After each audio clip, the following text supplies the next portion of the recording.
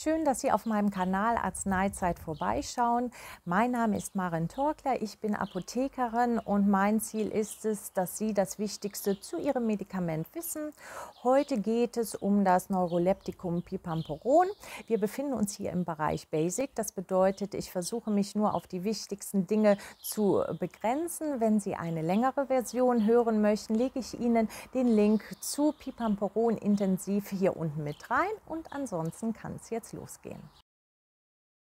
Das Pipampuron, das findet Anwendung besonders bei geriatrischen oder älteren Personen, bei Schlafstörungen oder aber auch bei psychomotorischen Erregungszuständen. Das Pipampuron ist ein sogenanntes schwachwirksames Neuroleptikum. Das bedeutet, dass es nicht gegen Psychosen groß angewandt wird, sondern man hier eher diese dämpfende, sedierende Wirkung ausnutzt.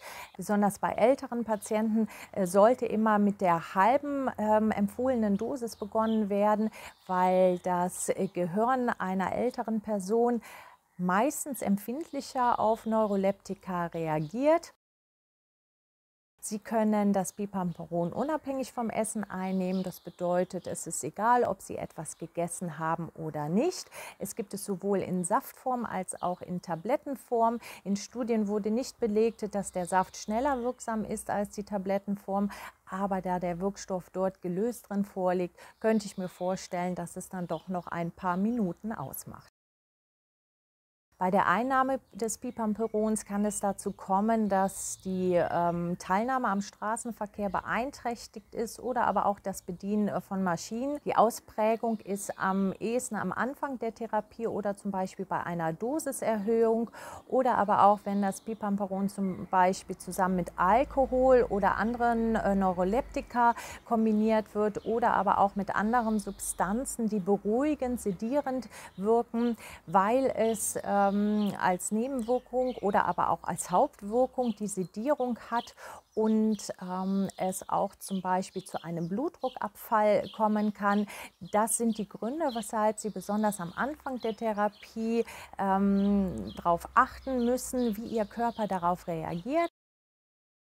Die häufigste Nebenwirkung des Pipampurons ist das sogenannte Zahnradphänomen. Dabei kommt es zu einer Versteifung der Muskulatur und die Bewegungsabläufe, die sind nicht mehr so flüssig. Es kann sogar bis hin zu Krämpfen kommen. Das heißt, bei einem Epileptiker wäre das Pipampuron dahingehend nicht so geeignet, da dieses Zahnradphänomen bestimmten Parkinson-Symptomen ähnelt.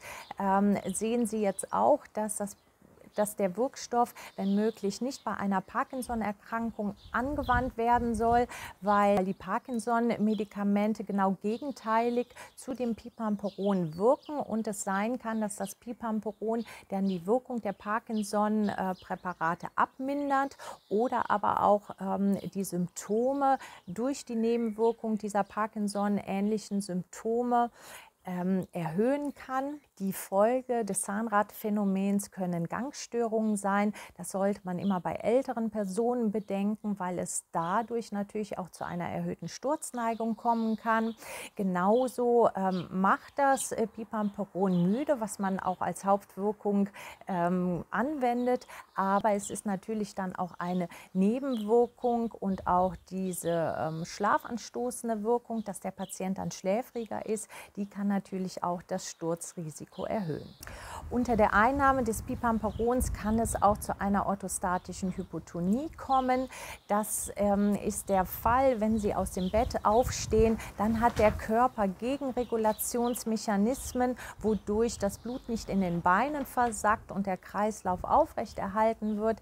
Im Fall der Einnahme des Pipampurons kann es sein, dass das nicht gut funktioniert. Das heißt, es kann zu einem starken Blutdruckabfall kommen, gerade wenn man morgens aus dem Bett aufsteht. Das passiert besonders am Anfang der Therapie oder bei einer Dosiserhöhung. Und wenn einem das auffällt, dass man dann ein paar Minuten länger an der Bettkante sitzen bleibt, damit der Körper da langsam gegenregulieren kann. Unter der Einnahme kann es auch zu einer Tachykardie kommen, also zu einem schnelleren Schlagen des Herzens. Es kann auch zu einer QTc-Zeitverlängerung kommen. Dazu gehe gehe ich in meinem Video Pipamperon intensiv etwas ausführlicher darauf ein. Es kann unter der Pipamperon-Einnahme auch zu Ödemen kommen oder aber auch zu tiefen Beinvenenthrombosen.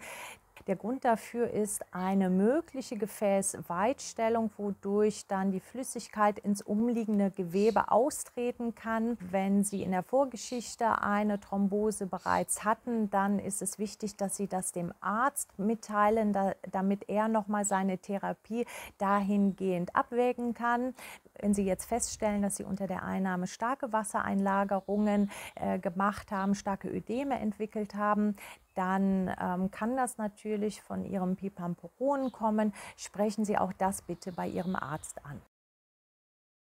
Es gibt eine Studie, die an Demenzerkrankten durchgeführt wurde und die hat ergeben, dass diese Personengruppe bei einer bestimmten Art von Neuroleptika, wozu das Pipamperon in diesem Fall nicht zählt, das Risiko für zerebrovaskuläre Ereignisse um das Dreifache erhöhen kann.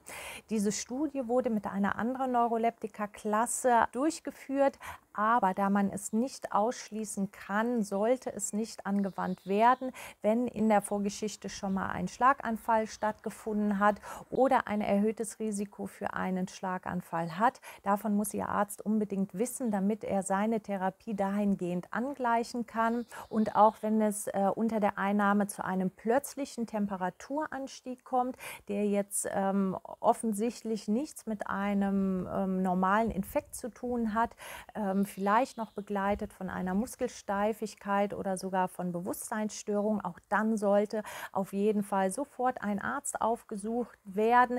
Da kann es sich um ein sogenanntes malignes Neuroleptika-Syndrom handeln. Das tritt recht selten auf, tritt meistens in den ersten 4 Wochen auf und da auch meistens in den ersten paar Tagen. Aber wenn sowas plötzlich auftritt, muss unbedingt sofort ein Arzt aufgesucht werden. Ich hoffe, ich konnte Ihnen Ihr Pipamperon ein wenig näher bringen.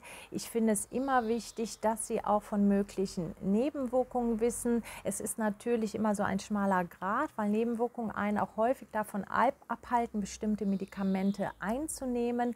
Aber ich finde es umso wichtiger, dass man über diese Nebenwirkungen Bescheid weiß, dass man sie auch als Patient sofort in einen Zusammenhang mit seinem Medikament setzen kann und dann auch sofort handeln kann und auch genau weiß, wann auch sofort ein Arztbesuch nötig ist. Wenn Ihnen gefällt, was ich mache, freue ich mich immer sehr über einen Daumen nach oben. Gerne können Sie auch meinen Kanal abonnieren, wenn Sie möchten. Und ansonsten hoffe ich einfach, dass Sie gesund bleiben oder gesund werden und denken Sie immer dran, dass Glücklichsein doch die beste Medizin ist. Bis zum nächsten Mal. Tschüss.